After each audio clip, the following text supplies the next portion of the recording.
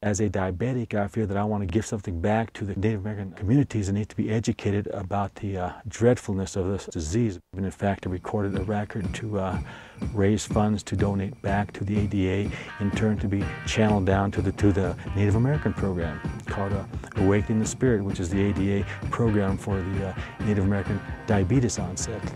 And the profits from this recording will be put back into that program. It's human nature, when you first get diagnosed with any disease, whether it be diabetes or whatever it might be, that, yeah, first thing that you say to yourself is, why me?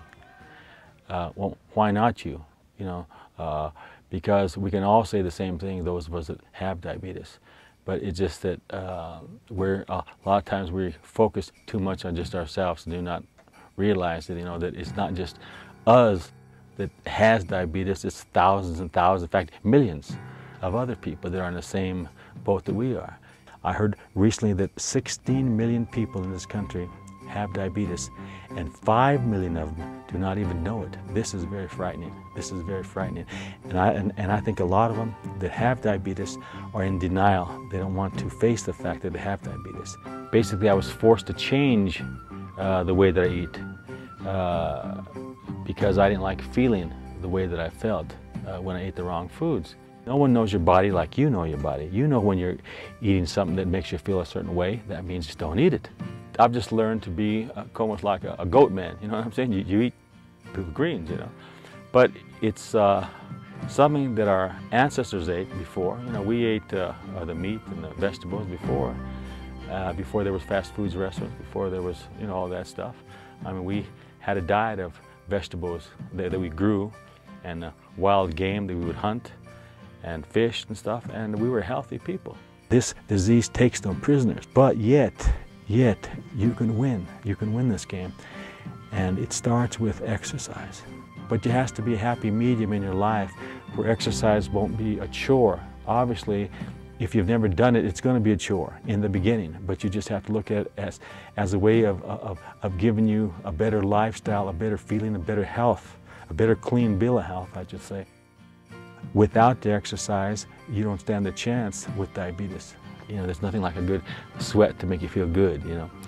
So, but that's one thing that doesn't cost anything to do. Exercise is free.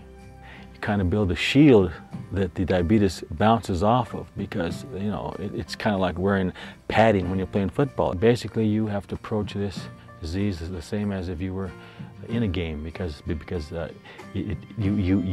to have that mentality, the same mentality that a winning athlete has, to be victorious, you know, over that team, and in this case, to be victorious over diabetes. Besides the exercise, the spiritual aspect of my life is very important. And, you know, I wake up in the morning, every morning, and before I do anything, I pray and I meditate, you know, and you know, I don't depend on myself. You know, I depend on beings far more superior than me to give me that strength that I need to make it through each day, one day at a time. See, these are all part of your game plan. This is all part of the plan. It's part of being a coach with your body, you know, is you got to send in the right plays at the right time, you know, and the right substitutions and stuff. And so this is what I've learned to do in battling this disease. We need to think of the generations to come.